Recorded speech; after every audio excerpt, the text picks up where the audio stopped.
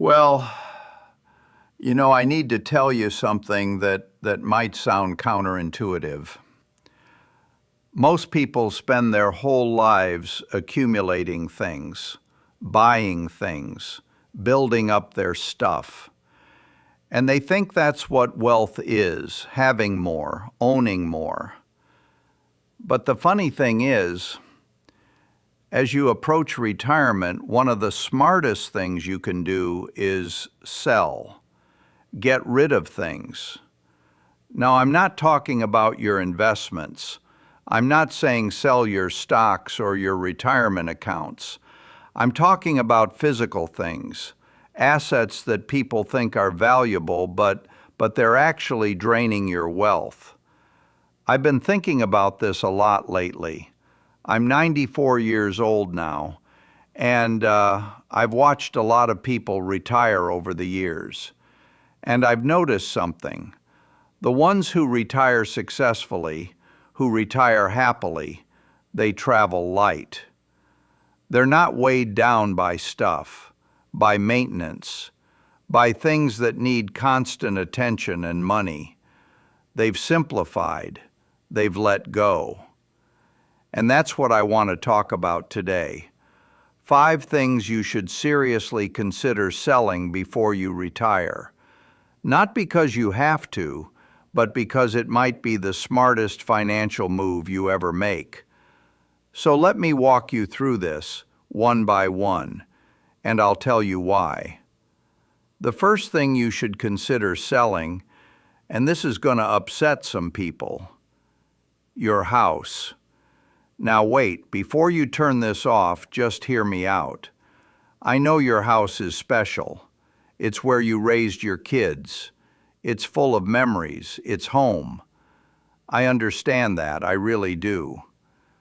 But here's what most people don't consider. That big family home you needed when you had kids, you don't need it anymore. The kids are gone. You're rattling around in all that space, and it's costing you a fortune. Property taxes, maintenance, utilities, insurance, repairs. A 3,000 or 4,000 square foot house, that can cost you $20,000, $30,000, even $50,000 a year just to maintain. And for what? So you can have 3 bedrooms nobody sleeps in? See, here's the thing about retirement. Your income goes down, usually significantly. So you need to reduce your expenses, and your house is probably your biggest expense. Now, I'm not saying move into a tiny apartment if that makes you miserable, but downsizing can free up enormous amounts of cash. Let's say you've got a $500,000 house. You sell it. You buy a nice condo or a smaller house for $300,000. That's $200,000 you just freed up. Money you can invest. Money that can generate income in retirement.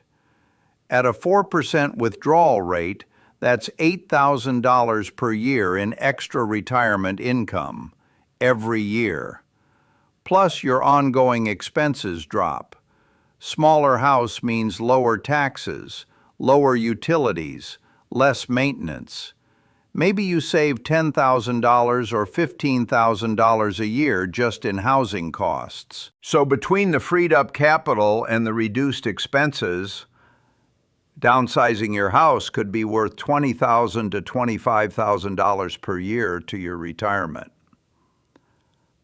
That's huge. That could be the difference between a comfortable retirement and a stressful one. Now, I know what you're thinking, but Warren, I need space for when the grandkids visit. Okay, they visit maybe a few times a year, right? A few weeks total? Is it worth spending $30,000 a year to maintain space for a few weeks of visits? Or could you downsize, save that money, and use some of it to rent a bigger place when everyone visits, or help pay for the grandkids to visit you? When you do the math, it doesn't make sense to keep the big house.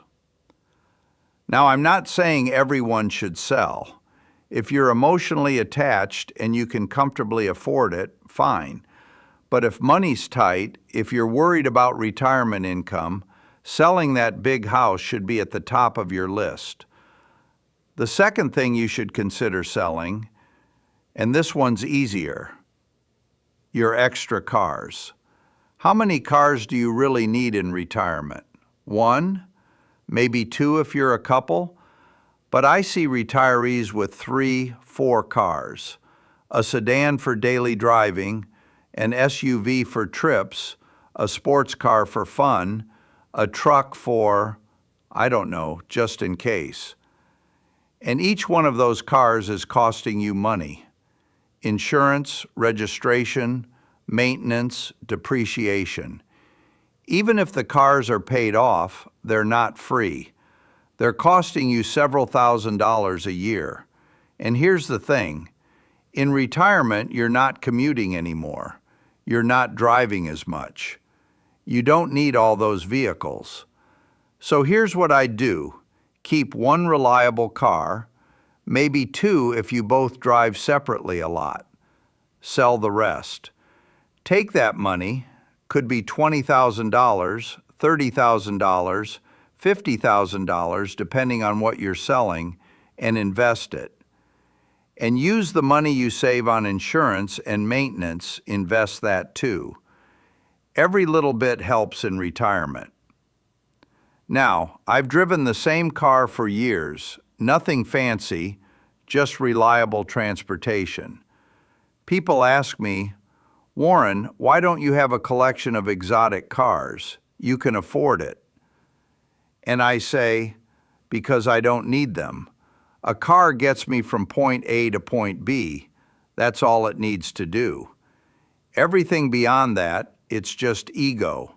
It's status. It's wasted money. And in retirement, you can't afford to waste money on ego. The third thing to sell, and this one might surprise you, your vacation home. Now I know, the lake house, the ski cabin, the beach condo. It's been in the family for years. The kids love it. You have so many memories there. But here's what I want you to think about.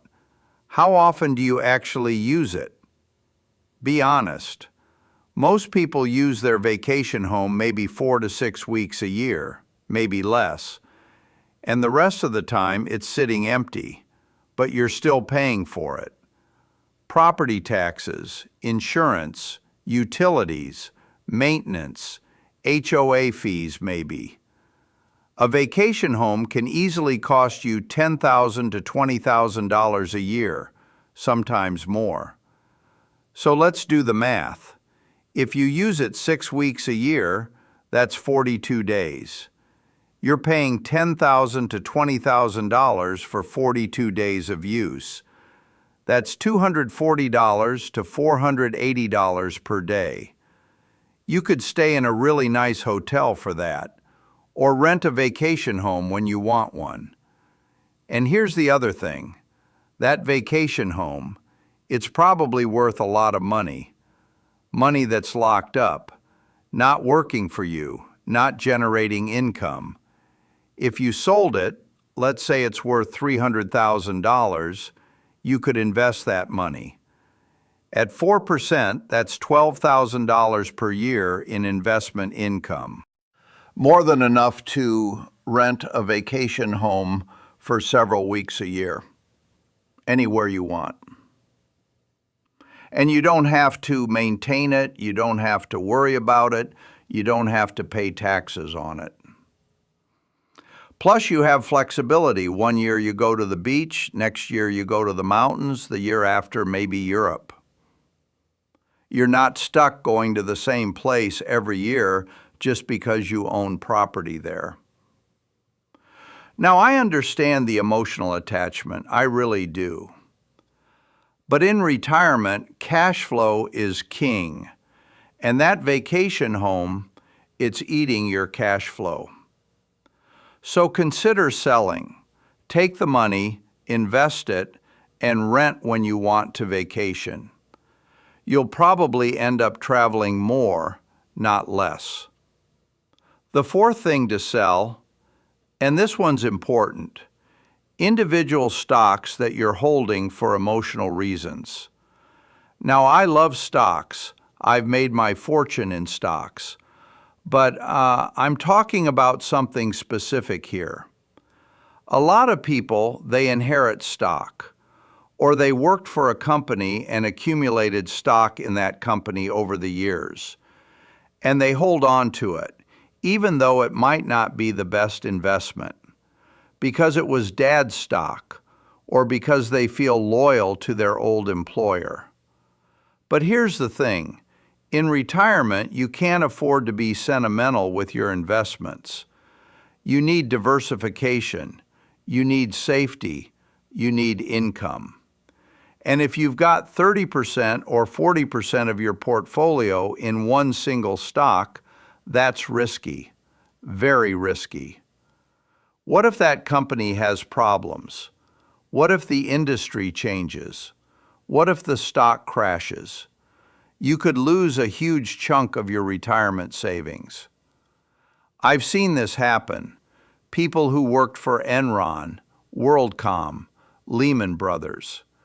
They had most of their net worth in their company stock, and when those companies failed, they lost everything.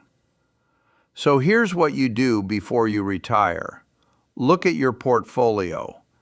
If you've got more than 5% or 10% in any single stock, sell some of it. Diversify. Put it in a broad index fund. Spread the risk. Yes, you might have to pay capital gains taxes, but that's okay. It's worth it for the safety and diversification. And if the stock you're holding isn't a great business, if it's just something you inherited or accumulated out of habit, sell it all. Don't let emotion or loyalty cloud your judgment. Your retirement security is more important than sentimentality. And the fifth thing to sell, this one's a little different. Your business, if you own one. Now, if you're a business owner approaching retirement, you basically have two choices. You can keep running the business, or you can sell it. And a lot of business owners, they can't let go. They built the business. It's their identity. It's their baby. So they keep working well into their 70s, sometimes their 80s. And that's fine if it makes them happy, but a lot of times it doesn't. They're tired. They want to retire, but they feel obligated, or they don't know how to sell. Here's what I've learned. If you want to retire and you own a business, you need to sell it, or at least have a succession plan where someone else takes over and you get paid out over time. Because running a business, it's stressful, it's time-consuming, it never stops. And in retirement, you want less stress, not more. Plus, your business has value, real value. It's probably one of your biggest assets. And if you keep running it until you can't anymore, until health forces you to stop, you might not get good value for it. But if you plan ahead, if you sell when the business is doing well, when you're still energetic and involved, you can get top dollar. And then you take that money, you invest it properly, and it generates income for the rest of your life. That's much better than being trapped in a business you're too tired to run effectively. Now, I haven't sold Berkshire, obviously, but that's because I love what I do. I'm not looking to retire. But if I wanted to step back, I'd make sure there was a clear succession plan, clear leadership, and I'd transition out. Because holding on too long, that hurts everyone. So if you own a business and retirement is on the horizon, start planning now. Talk to business brokers, get valuations, understand your options, and when the time is right, let go. Now let me pull this all together. These 5 things, the big house, extra cars, vacation homes, concentrated stock positions, your business, they all have something in common. They tie up capital, they create expenses, they require attention and maintenance. And in retirement, you want the opposite. You want liquid assets, you want passive income, you want simplicity. See, the goal of retirement isn't to have the most stuff, it's to have the most freedom. Freedom to do what you want, go where you want, spend time with who you want. And stuff, all this stuff, it weighs you down. Every extra house, every extra car, every complicated investment, that's something you have to manage, something you have to worry about. But if you sell these things, if you convert them into simple income-producing investments, suddenly your life gets easier. Your expenses go down, your income goes up. And you can actually enjoy retirement instead of spending all your time and money maintaining things you don't really need. Let me give you an example. I know a couple, they were both in their early 60s. They had a big house worth about $600,000. They had 3 cars, a vacation condo, and the husband owned a small business. On paper, they were worth over $2 million, but they were stressed, couldn't afford to retire. Why? Because all their wealth was tied up in stuff, and that stuff was expensive to maintain. So I talked to them, and I said, look, you need to simplify. They sold the big house, bought a nice condo for $300,000, freed up $300,000. They sold 2 of their cars, freed up another $50,000. They sold the vacation condo for $250,000, and the husband sold his business for $600,000. Suddenly, they had over $1.2 million in liquid investable assets that they didn't have before. They invested it. At a 4% withdrawal rate, that's nearly $50,000 per year in income. Plus, their ongoing expenses dropped by about $30,000 per year because they weren't maintaining all that stuff anymore. So their financial situation improved by almost $80,000 per year. And they retired happily, comfortably. All because they were willing to let go. Now, I know what some of you are thinking, but Warren, selling means I have to pay capital gains taxes. Yes, maybe, depending on what you're selling and how much gain there is. But here's what I want you to understand. Paying taxes on gains, that's not a bad thing. It means you made money. It means the asset appreciated. And yes, you'll pay maybe 15% or 20% in capital gains taxes. But think about what you're getting: liquidity, simplicity, reduced expenses. Don't let the tax tail wag the investment dog. I've seen people hold on to things they should sell just because they don't want to pay taxes. And you know what? They end up worse off. Because the thing they're holding, it's costing them money every year, or it's risky, or it's dropped in value. And they would have been better off just paying the taxes and moving on. So don't be penny wise and pound foolish. Let me talk about something else that's important: timing. When should you sell these things? The answer is before you retire, not after. See, if you wait until after you retire to sell, you might be in a hurry. you might need the money immediately. And when you're in a hurry, you don't get good prices. But if you plan ahead, if you start selling these things a year or two before retirement, you can take your time. You can get good offers. You can negotiate. Plus, selling things takes time. Houses take months to sell. Businesses can take a year or more. So start early.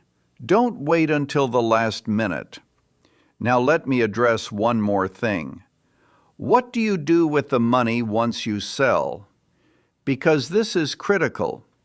If you sell all these things and then you just spend the money, you've accomplished nothing.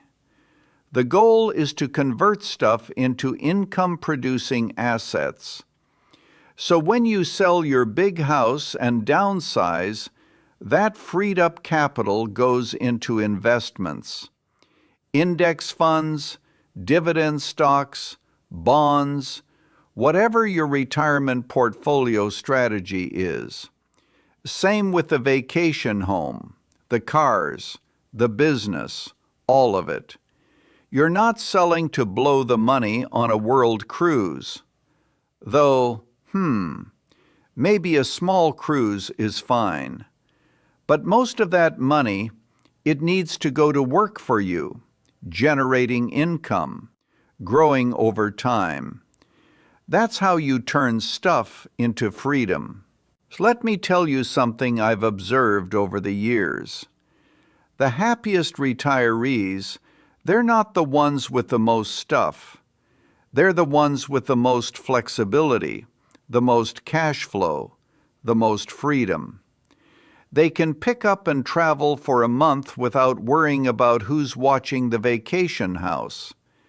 They're not stressed about property taxes or maintenance costs. They're not tied down by obligations and possessions. They're light. They're free. And that's what retirement should be. You spent 40 years accumulating. Now it's time to simplify. Sell the excess, convert it to income, and enjoy your freedom. Now, I'm not saying sell everything you own and live like a monk. I'm not saying you can't have nice things or enjoy your money, but be intentional, be strategic. Ask yourself, does this thing add to my life, or does it complicate my life? Does it bring me joy, or is it just something I'm holding on to out of habit or obligation? And if it's the latter, sell it. Use that money for things that actually improve your retirement.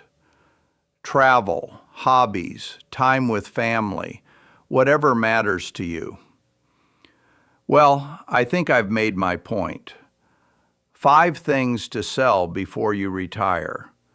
Your house, downsize.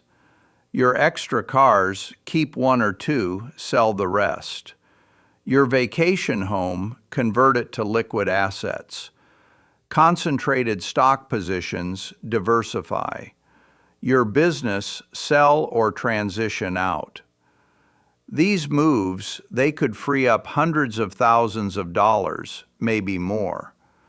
Money that can be invested, money that can generate income, money that can make your retirement comfortable instead of stressful.